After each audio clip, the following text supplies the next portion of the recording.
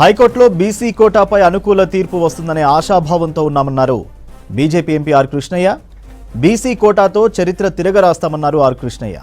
Case 42% case బలంగా ఉంది. రాజ్యాంగబద్ధంగా, చట్టబద్ధంగా, న్యాయబద్ధంగా కేసులో బలం ఉంది. కొందరు ఉల్వలు పలువలు మాట్లాడుతూ బీసీలను కన్ఫ్యూజ్ చేయడానికి అనేక వదంతులు ప్రచారం చేస్తున్నారు. కేసు గెలవది, అది కొట్టేస్తారు, ఫస్ట్ రోజే అయిపోతుంది అన్నారు. ఫస్ట్ రోజు అయింది, సెకండ్ రోజు అయింది, థర్డ్ రోజు అయింది, ఫోర్త్ రోజు, ఈ 4వ రోజు కోర్టులో నడుస్తుంది. కాబట్టి రాష్ట్ర ప్రజలందరికీ మేమందరం మీ పచ్చానున్నాం. 42% పెంచాలని కొట్లాడినాం. మొదట పెట్టించినప్పుడు మేమే పెట్టించినాం. 84, 85, 86 కొట్లాడితే అప్పుడు ఎన్టీ రామారావు గారు 20% పెట్టారు.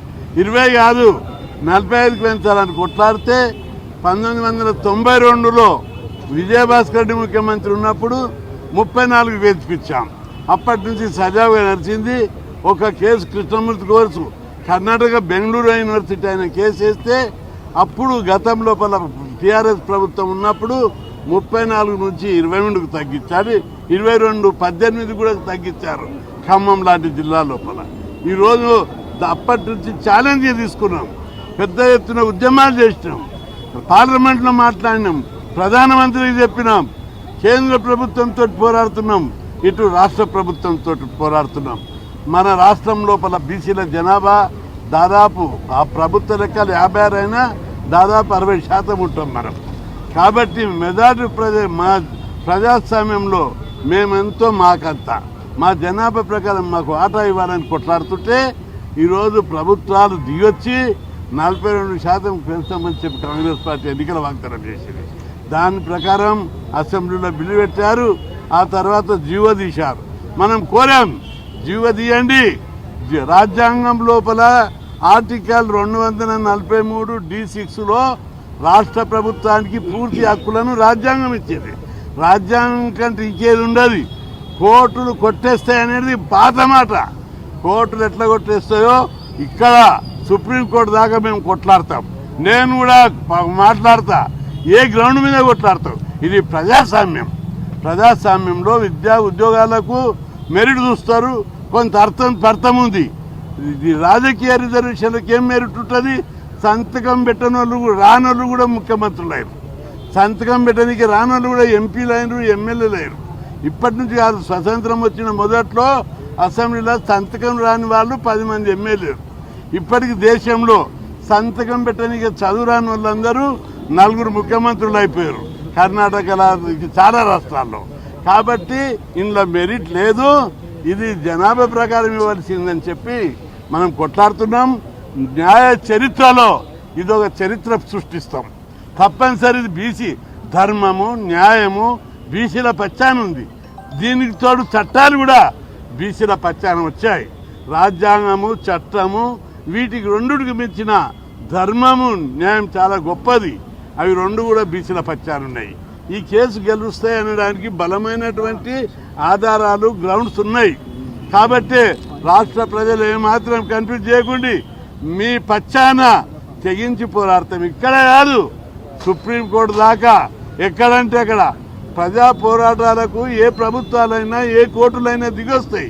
మనం చూసాం, పంజాబ్లో రైతులు తమ హక్కుల కోసం కోట్లాడితే ప్రభుత్వాలు దిగొచ్చాయి, కోర్టులు దిగొచ్చాయి వాళ్ళు కోరిన డిమాండ్ నుంచి. హర్యానాలో ప్రజలందరూ కొట్లాడి అక్కడ రోడ్లు దిగ్బంధం చేశారు, ఢిల్లీకి నీళ్లు బంద్ చేశారు. బలమైన ఉద్యమాలు రిజర్వేషన్ల కోసం వస్తే ప్రభుత్వం దిగొచ్చింది. కాబట్టి ఇప్పుడు కూడా బీసీలందరూ ఇన్వాల్వ్ అయినరు. మనం అన్యాయం జరిగినప్పుడు కొద్దిగా సహిస్తాం, అవమానం జరిగినప్పుడు సహించాం. మనకు 42 ఇస్తూ జీవో జారీ చేశారు. నోటికాడి అన్నం బుద్ధ లాగడానికి ఎవడు ప్రయత్నం చేసినా వదిలిపెట్టేది లేదు. ఇప్పుడు కాదు, హాస్టళ్ళు పెట్టాలని, స్కాలర్షిప్లు ఇవ్వాలని, గురుకుల పాఠశాలలు పెట్టాలని, లోకల్ బాడీ రిజర్వేషన్లు పెట్టాలని, ఉద్యోగాలు భర్తీ చేయాలని ఇప్పటి వరకు 12,000కు పైగా ఉద్యమాలు చేసినాం, చరిత్ర సృష్టించాం. దేశంలో ఎక్కడ లేని విధంగా తెలంగాణలో బలమైన బీసీ ఉద్యమం ఉంది. అన్ని రాజకీయ పార్టీలు బీసీలలో వచ్చిన చైతన్యాన్ని గుర్తించి మేము బీసీలకు ముఖ్యమంత్రి పదవి ఇస్తాం, మేము ముఖ్యమంత్రి పదవి ఇస్తామని పోటీ పడేటటువంటి వాతావరణం ఈరోజు ఉన్నది. కాబట్టి బీసీలందరూ ఎవ్వరు కూడా కన్ఫ్యూజ్ పడవద్దు. నాకు నామినేషన్ వేయండి. ఈ కేసు ఈడ కాదు, ఇక్కడ కూడా మనకు అనుకూలమైన పరిస్థితులు ఉన్నాయి. తప్పనిసరి ఢిల్లీలో కూడా న్యాయ చరిత్రలోనే చరిత్ర సృష్టించబోతున్నాం. ఎందుకంటే రాజ్యాంగం ప్రకారం ఈ జీవో జారీ చేశారు. జీవోలో స్పష్టంగా ఉంది. అసెంబ్లీలో బిల్లు పాస్ చేశారు. అదేవిధంగా సుప్రీంకోర్టు చెప్పినట్టు జనాభా లెక్కలు తీశారు. డెడికేటెడ్ కమిషన్ పెట్టారు. సుప్రీంకోర్టు అనేక తీర్పుల లోపల 50% సీలింగ్ తీసేయచ్చు అన్నది. అగ్రకులాలకు 10% రిజర్వేషన్ పెట్టినప్పుడు 10% 50% సీలింగ్ అవుట్డేటెడ్ అని సుప్రీంకోర్టు చెప్పింది. మండల్ కమిషన్లో 9 మంది జడ్జీల్లో 5 మంది కూడా 50% సీలింగ్ను ఒప్పుకోలేదు. కాబట్టి అనేక సందర్భాల్లో ఉత్తరప్రదేశ్ కేసులో కూడా 50% సీలింగ్ లేదు, జనాభా లెక్కలు తీసి దాని ప్రకారం పెంచొచ్చు అన్నారు. ఇక్కడ జనాభా లెక్కలు తీశారు, 56% ఉంది, 42% రిజర్వేషన్లు పెట్టారు. కాబట్టి కేసుకు బలం ఉంది. న్యాయపరంగా, చట్టపరంగా, రాజ్యాంగపరంగా, ధర్మం న్యాయం ప్రకారము మన కేసుకు చాలా బలం ఉంది. కొట్లాడదాం, ఎవరు కూడా అధైర్యపడొద్దు. న్యాయం అందరికీ ఒకటే. చాలా మందికి అపోహ ఉంది, తీర్పులన్నీ కులాన్ని పట్టిస్తారు, న్యాయాన్ని ధర్మాన్ని బట్టి ఇవ్వరనే అపోహ. ఇప్పుడు రోజులు మారినాయి. సుప్రీంకోర్టులో కూడా ఈరోజు సామాజిక న్యాయం వైపు అడుగులు వేస్తున్నటువంటి చరిత్రను మనం చూస్తున్నాం.